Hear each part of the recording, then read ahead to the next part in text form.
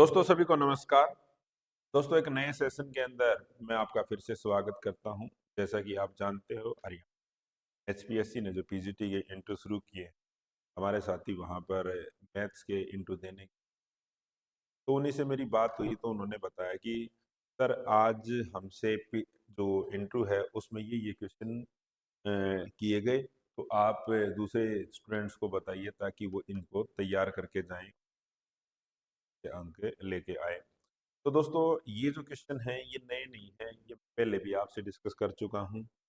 लेकिन आप को यदि इंटरव्यू देने के लिए जाना है, आगे मैथ्स के भी हैं, आगे चलकर हिस्ट्री के होंगे, कॉमर्स के, तो इनको प्लीज़ ज़रूर तैयार करके जाइए। तो ये चार पांच जो क्वेश्चन हैं जो जनरल पार्ट से हैं, मैं आपके साथ डिस्कस करने जा रहा हूँ।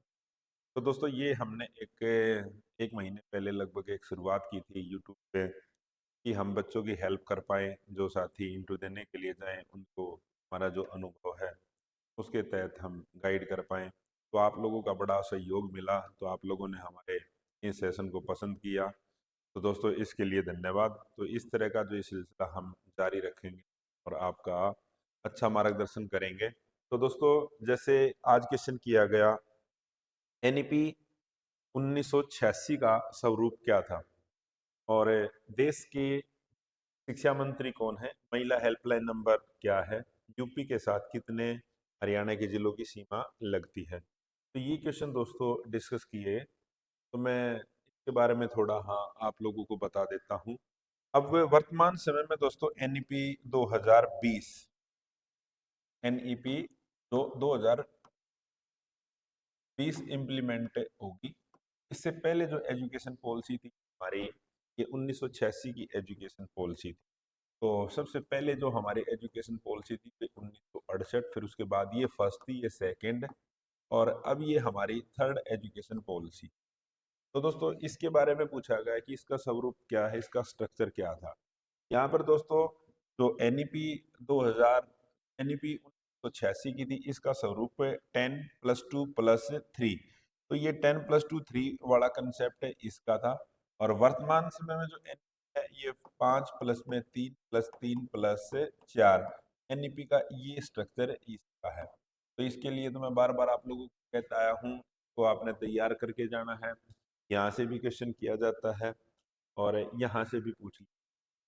तो चाइल्ड सेंटर एजुकेशन का जो कंसेप्ट लेके आई थी दोस्तों 1986 की एजुकेशन पॉलिसी लेके आई थी, और ये भारत के जो प्रधानमंत्री राजीव गांधी की देन हम कहते हैं। एनईपी 2000 एनईपी 1986 की थी ये, भारत के प्रधानमंत्री राजीव गांधी ने इसको इम्प्लीमेंट करवाया था।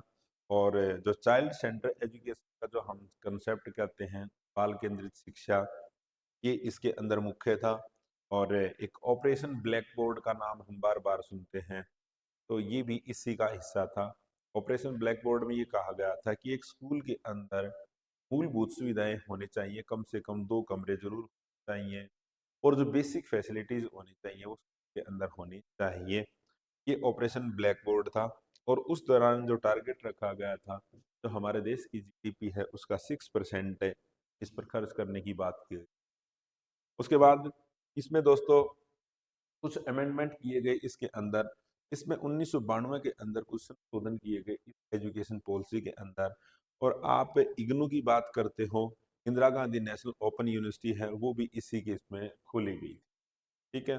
और एक हम जो एनवीएस नवोदय विद्यालय, नवोदय विद्यालय की जो शुरुआत हुई थी वो एजुकेशन पॉलिसी का हिस्से थे। तो दोस्तों इस एजुकेशन पॉलिसी के बारे में यदि आपसे क्वेश्चन किया जाए तो आप ये बता सकते हो। उसके बाद देखते हैं और क्वेश्चन क्या डिस्कस किया गया। देश के शिक्षा मंत्री के बारे में पूछा गया कि शिक्षा मंत्री वर्तमान समय में कौन है। तो दोस्तों देश के शिक्षा मंत्री अपने श्री धर्मेंद्र प्रधान वर्तमान समय में देश के शिक्षा मिनिस्टर हैं, एजुकेशन मिनिस्टर हैं। इन्होंने कार्यभार 13 जून 2024 को संभाला था। और हरियाणा से अगर बात की जाए, हरियाणा के कौन है, तो हरियाणा के बारे में आप बता सकते हो, श्री महिपाल ढांडा है, ये हरियाणा के एजुकेशन मिनिस्टर है। तो इनके बारे में आपको पता होना चाहिए दोस्तों।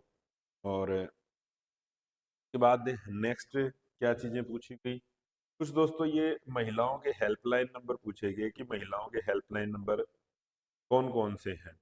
तो दोस्तों महिला हेल्पलाइन नंबर एक तो 1091 है और 181 है, तो इनको आप देख के जाना। और दूसरे जो पुलिस कंट्रोल नंबर है ये 112 है, एम्बुलेंस का नंबर होता है 102। तो इनको भी आपको देख के जाने की जरूरत है। कई बार खासकर लड़कियों से जरूर ये क्वेश्चन किए जा सकते हैं।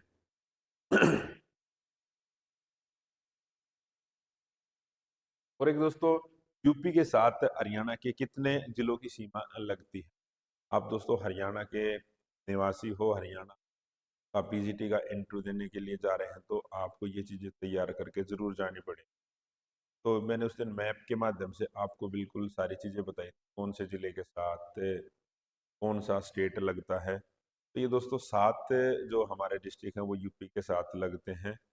और जो हरियाणा की जो बाउंड्री लगती है दोस्तों, अगर स्टेट से पूछा जाए, एक तो अब राजस्थान है, पंजाब है, उत्तराखंड है, हिमाचल है, तो इनके साथ तो ये तो राज्य हैं। और दूसरे जैसे यूपी है, यूनियन टेरिटरी है, एक तो दिल्ली और एक चंडीगढ़।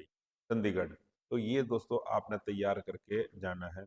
यदि दोस्तों आप लोग भी लेके आए हैं और आपसे इनसे अलग कोई क्वेश्चन पूछे गए हैं, तो आप हमारे साथ डिस्कस कर सकते हो, मैसेज कर सकते हो, ताकि हम दूसरे जो हमारे साथी हैं उनको ये बता सकें। दोस्तों अब तक जितने भी हमारे साथी इंटरव्यू दे के आए हैं, हमारे स्टूडेंट, जैसे बायोलॉजी की बात करें, हम पॉलिटिकल साइंस की बात करें, तो बहुत ही अच्छा स्कोर उन्होंने किया है और फाइनल लगभग तय है। तो दोस्तों यदि आपको भी इंटरव्यू के लिए तैयारी करनी है, तो आप हमसे ऑनलाइन और ऑफलाइन किसी तरह से भी जुड़ सकते हो।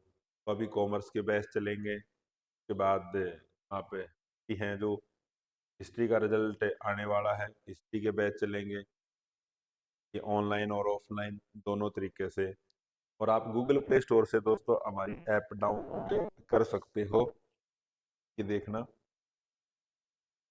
हमारी ऐप है, आपको इस तरह से गूगल प्ले स्टोर पे हमारा आइकन मिलेगा, तो वहाँ से आप हमारी ऐप डाउनलोड कीजिए और हम आपको एक अच्छा मार्गदर्शन देंगे और आपका सिलेक्शन जरूर होगा। आप 9996406888 पर कॉल कर सकते हो।